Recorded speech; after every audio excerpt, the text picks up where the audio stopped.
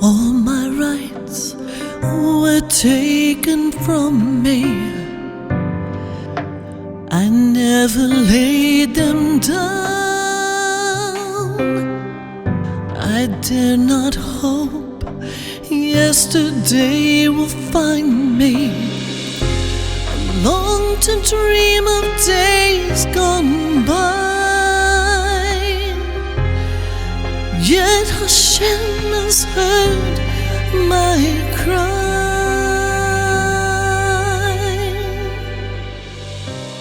It is difficult to believe that anyone could deny the Holocaust, a mass genocide of 6 million Jews by the Nazi regime during World War II.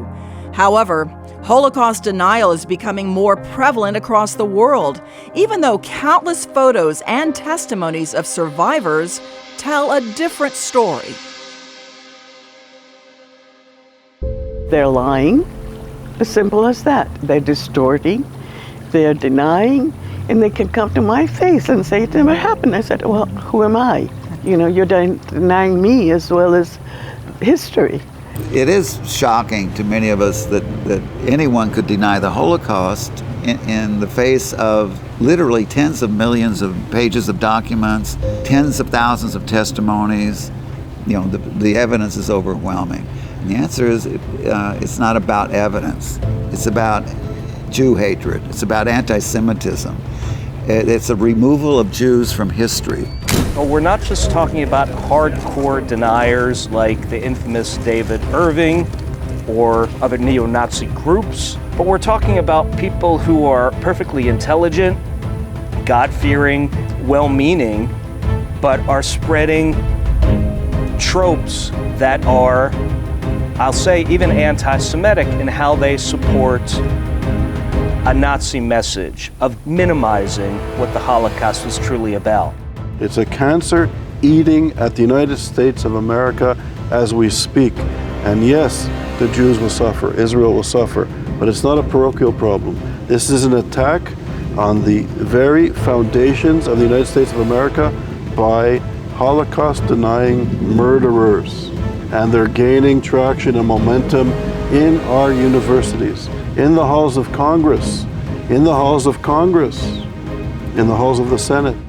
The International Holocaust Remembrance Alliance defines Holocaust denial as discourse and propaganda that deny the historical reality and the extent of the extermination of the Jews by the Nazis and their accomplices during World War II, known as the Holocaust or the Shoah. Holocaust denial refers specifically to any attempt to claim that the Holocaust or Shoah did not take place.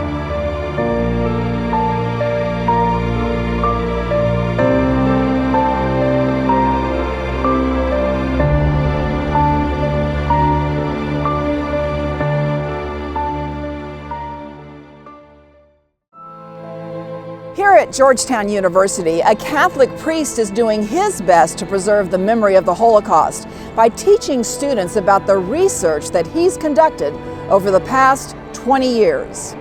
Father Patrick Desbois and his team from Yahad in Unum, which means together in one, identified and commemorated the sites of World War II Jewish and Roma mass executions in Ukraine, Belarus, Russia, Poland, Lithuania, Latvia, Romania, and Moldova. One might wonder why a non-Jewish Catholic priest would embrace such a mammoth project.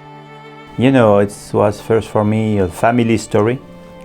My grandpa was deported in 1942 in Ukraine, but he never spoke about it. And suddenly he passed away, and suddenly I went to Poland, and suddenly my car was near the place where he had been deported.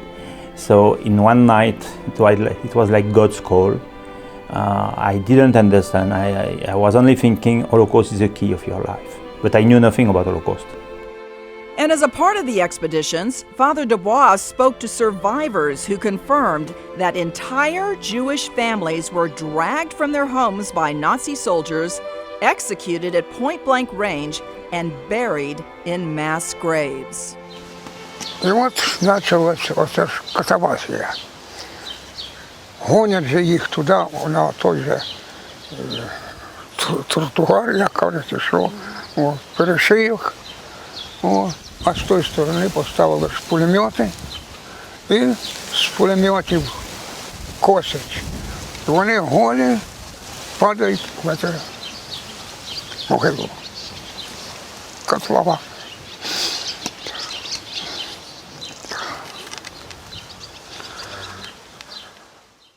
In the middle were the Jews. The Germans walk along each side. And practically half, maybe even, all the residents of Shklow had to walk behind. And these Russian residents were forced to walk behind and watch the execution. They said, if you hide any Jews, look, this will happen to you. There were about 5 to 8 steps to go down to their graves.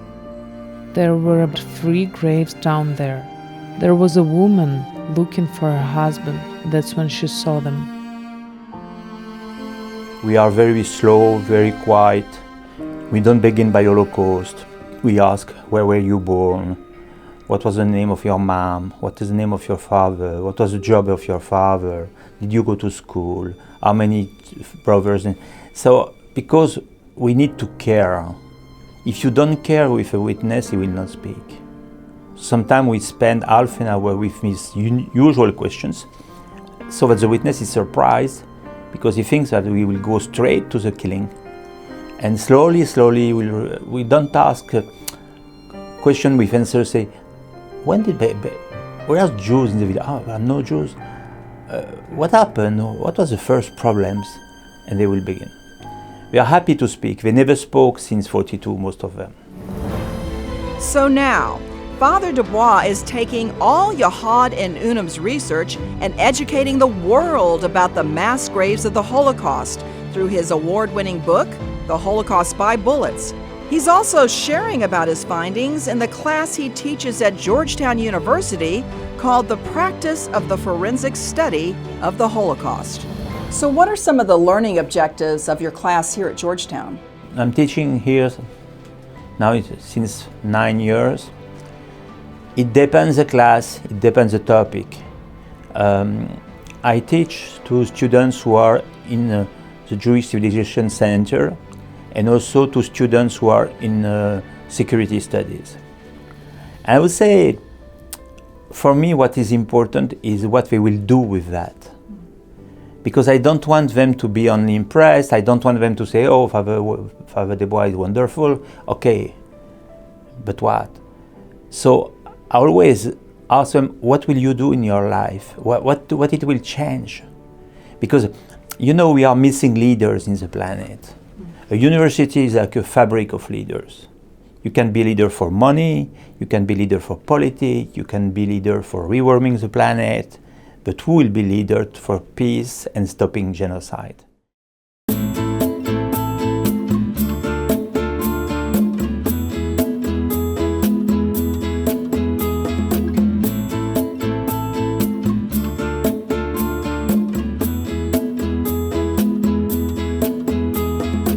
But the work at Georgetown is not the only aspect of what Yahad in Unum is doing to fight Holocaust denial.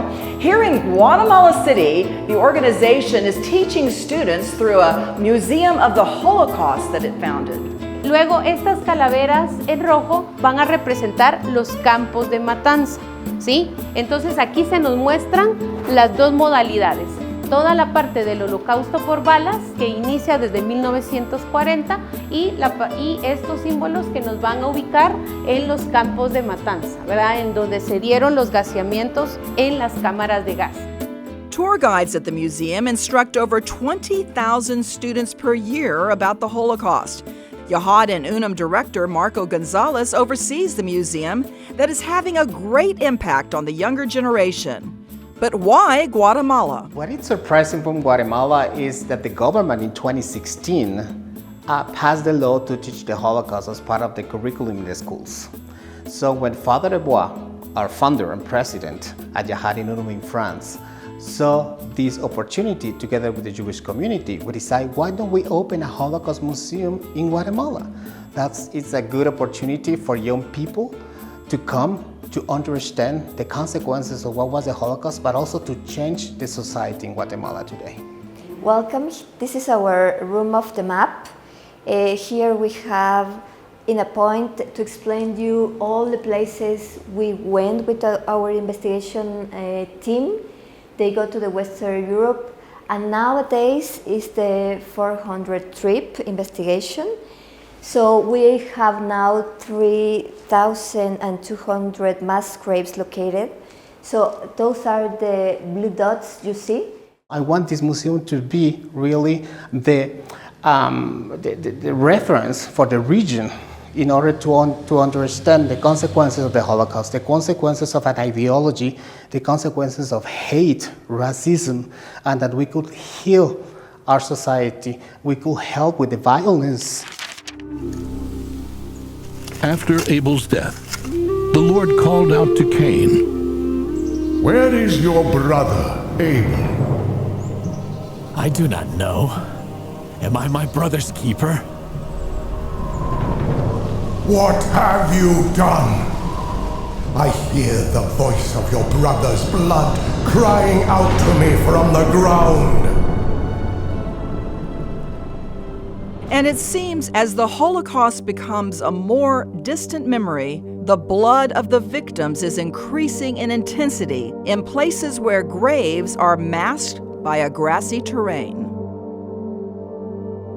And here in Alderney, the beautiful English Channel Island, it's difficult to believe that this place was once the site of Nazi occupation. Crimes were committed against the laborers who were transported here. There were difficult living and working conditions, as well as executions.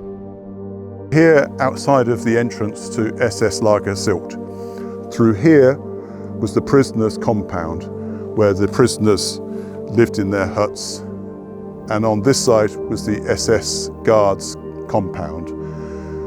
They were here along with their vicious guard dogs. They enjoyed a far better life on this side compared to the terror that was experienced by the prisoners on this side of the camp. Like Father Patrick and Yahad in Unum, Marcus Roberts is trying to preserve the Holocaust graves. Roberts is the founding director of J-Trails, the National Anglo-Jewish Heritage Trail, and is a professional heritage consultant. He has conducted over a decade of research into the Holocaust on Alderney and has campaigned for the preservation of Holocaust graves at the island. There were prisoners from 27 different nations transported here. The majority of prisoners were almost certainly Russian, but there are also many Jewish prisoners sent here, not only from France, but from many other countries as well. There's been an underestimation of the number of Jewish prisoners sent to Alderney, but I should emphasise that when you look at the Alderney history, what's clear is that pretty much anyone could end up on the wrong side of the Nazi regime and end up here. There were Jehovah's Witnesses, and there was Germans in the camp here who had been arrested and sent to Alderney for simply being what was called work shy. So pretty much anyone could end up here. Most agree that there were somewhere between 7,600 and 7,800 prisoners here at Alderney. But what people do not agree on is how many died here. Some say thousands, but in a May 2024 review commissioned by the United Kingdom's post-Holocaust issues envoy, Lord Eric Pickles, the panel agreed that just over 1,000 perished as a result of ill treatment, a number that Roberts questions. I spoke to a former director of Yad Vashem who, on this very matter about estimating prisoners' deaths, and he said it is very important but hard work to do it, but you have to base estimates on the best evidence, and it is important to do. And of course, many of the numbers of deaths in the Holocaust are estimations. The 6 million is an estimation.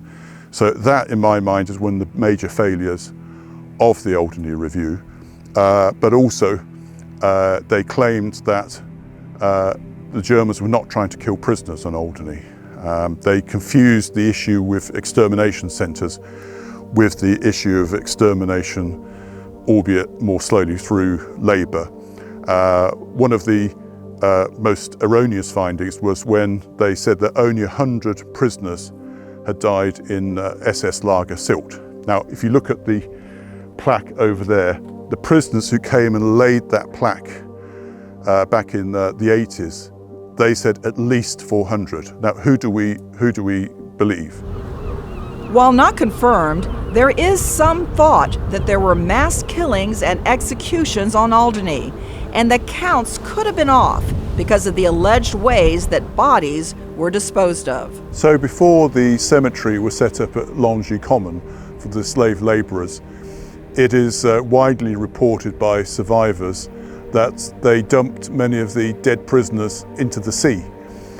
You've just seen the breakwater, and there are many accounts of trucks driving to the end of the breakwater and dumping 8 or 10 bodies out of the truck into the sea off the breakwater. And I should of course explain that Alderney has some of the most powerful tides and currents in the world.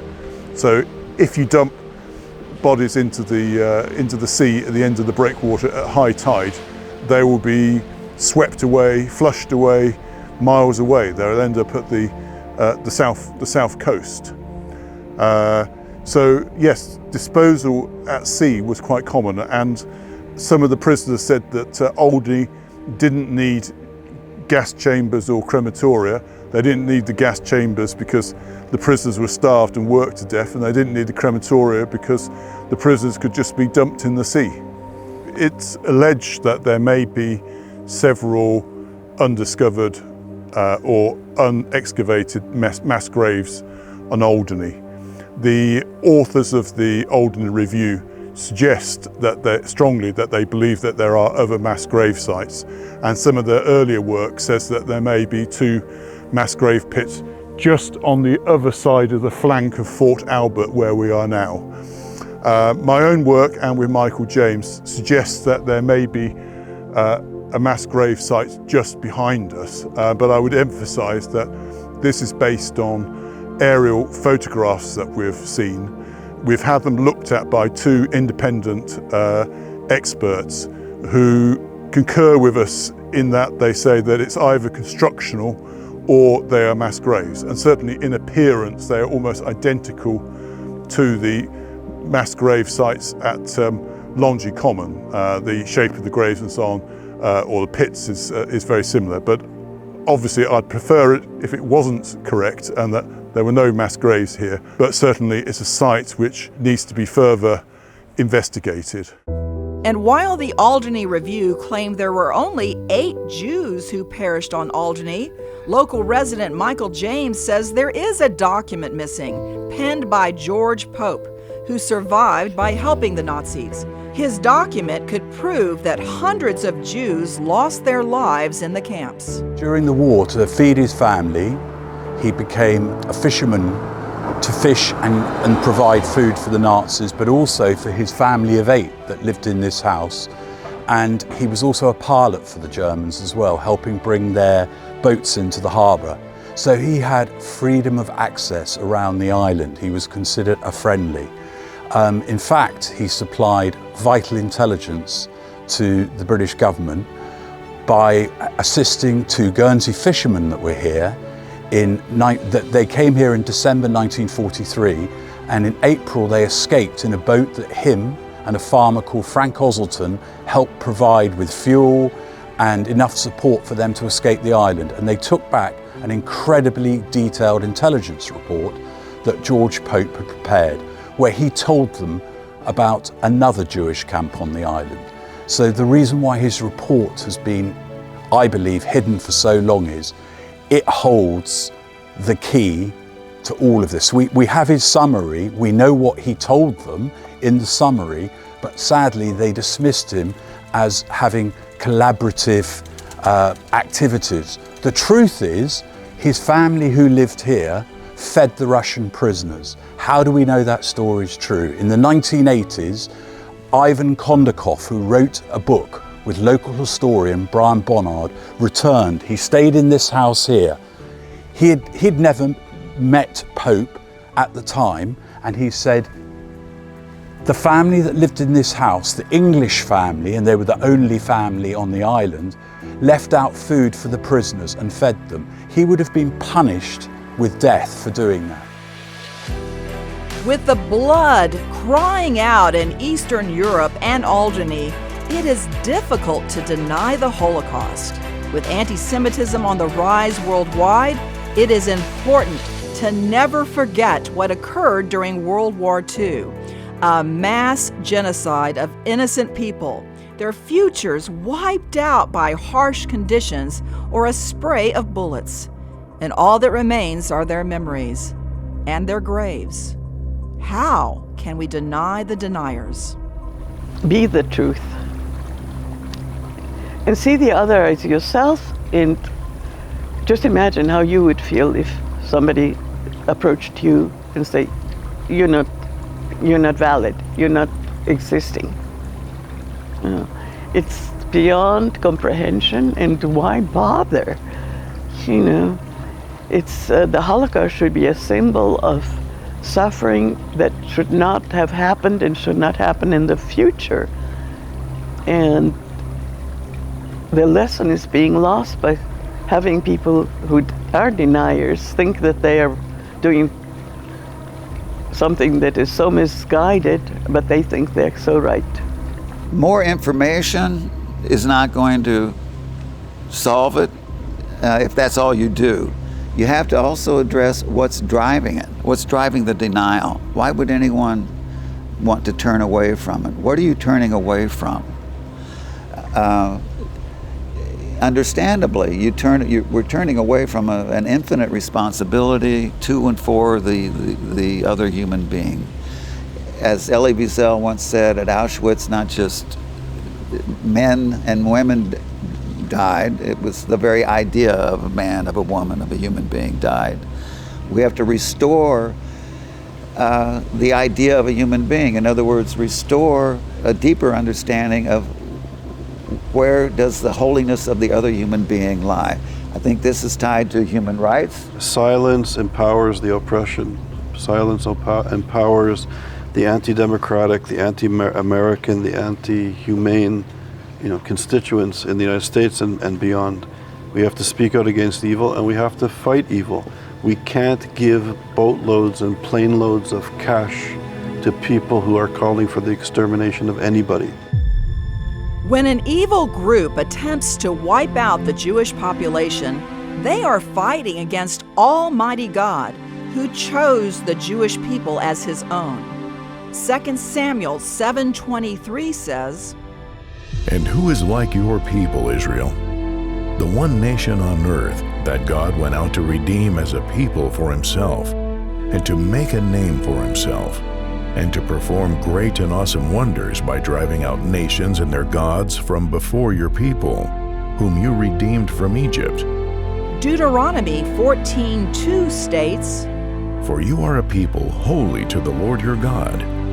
The Lord has chosen you to be his treasured possession out of all the nations on the face of the earth."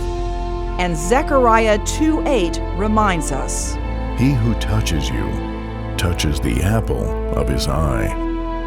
Those who wage war against the chosen ones, the Jewish people, wage war against the Redeemer and Protector of Israel, and they will have to answer for their actions in eternity.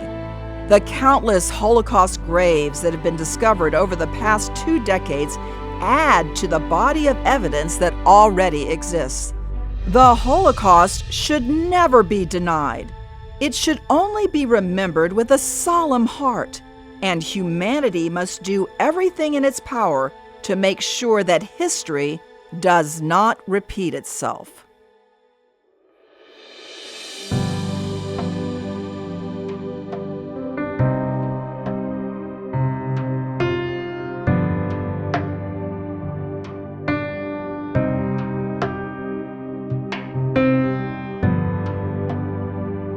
The preservation of graves is important to honour the memory and the very existence of the prisoners. From a Jewish perspective, honouring the site of the Jewish dead is of the highest importance.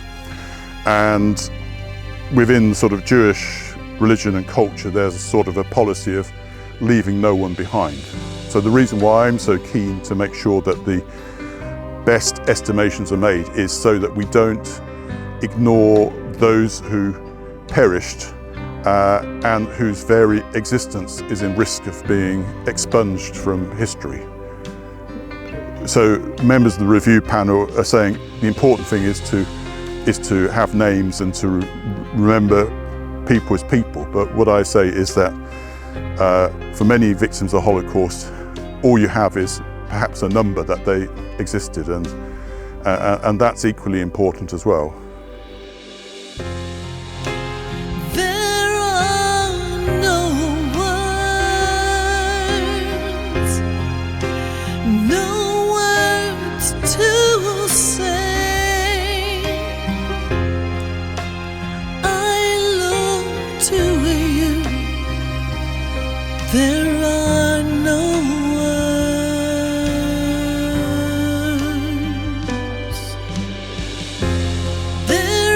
coming a day when all is made new.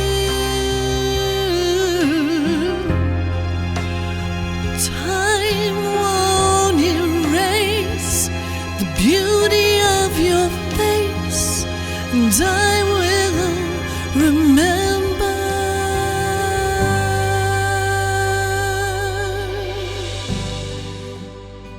During this war, people assassinated more than 2 million Jews, plus an unknown number of gypsies, plus communists, etc. As I say, if it was nothing to assassinate 2 million Jews, why to care for one? So I think if we accept it stays like that, but it's forgotten in humanity, it's a catastrophe. De libros que hemos leído, de lo que se ha platicado en el colegio, nadie lo va a calificar, entonces... There are many proofs that it existed, and that before they decide to deny the Holocaust, they should study really what happened. And at the same time, we have to understand that there is a hate forever against the Jews, because nobody denies the other genocides. Nobody denies what happened in Rwanda. Nobody denies what Napoleon did. Nobody denies other genocides, but when we talk about the Holocaust, there's always this feeling that we are talking too much, or that it was not a big deal, or it really didn't happen, like the storybooks say. So it is important that we say to the people, well, here are the proofs that it happened.